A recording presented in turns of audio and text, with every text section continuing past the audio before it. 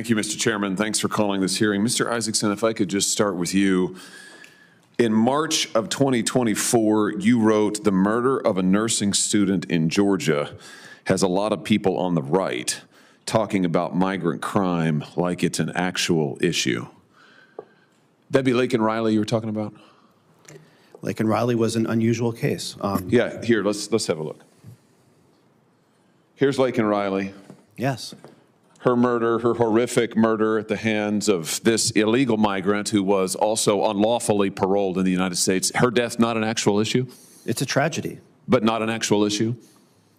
Migrant crime is much less of an issue than U.S. citizen committed crime. Not an actual issue? Those are your words. Her death, not an actual issue. I just want to get, no, you say. Of course it's an issue. It's a tragedy. So what do you mean by your murder is an post? issue.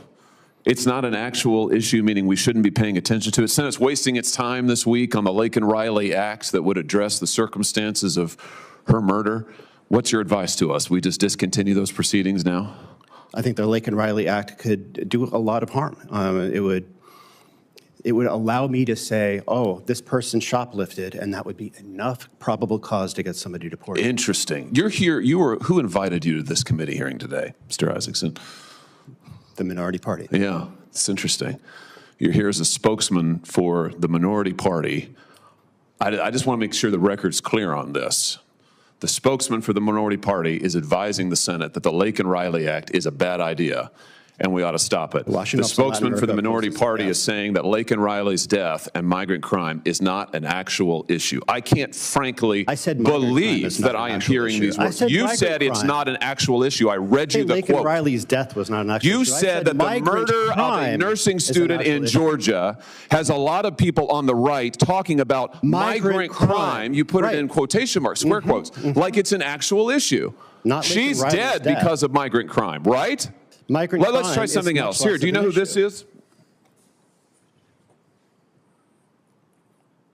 Do you know who this young man is? I do not.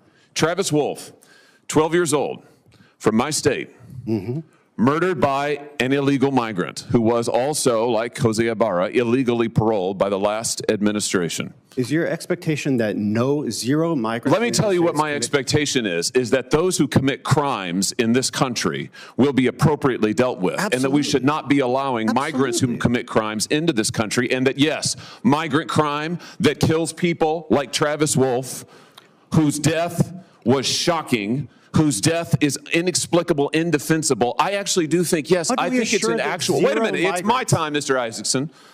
I actually think, and I want the record to be clear on this, that migrant crime is a real issue. I think the Laken Riley Act is absolutely necessary. In fact, I propose an amendment to the Laken Riley Act that will cover people like Travis Wolf.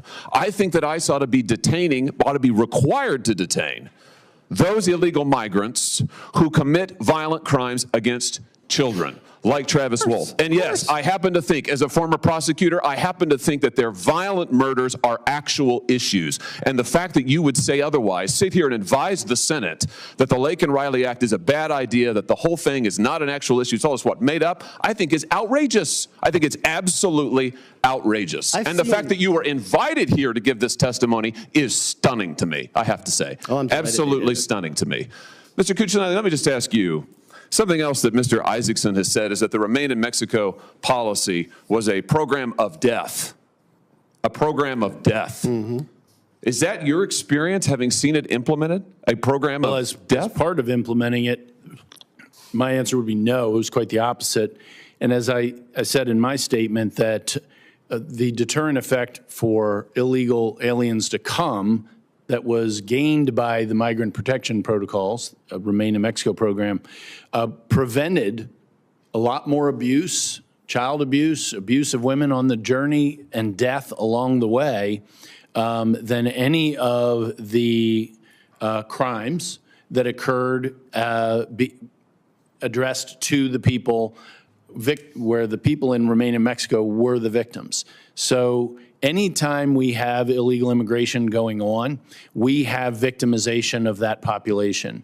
It would be my view, and I think the dollars play it out, especially as you've seen since 2019, that the idea that the cartels benefited from the Remain in Mexico program is relatively ludicrous compared to the alternative.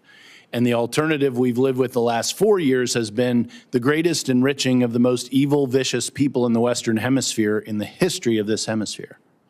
Yeah, I wish the Remain in Mexico program had still been in effect. When the killer of Travis Wolff crossed the border and was paroled illegally into the country, he might still be alive today. And if that's not an actual issue, I don't know what is. Thank you, Mr. Chairman. You know, I think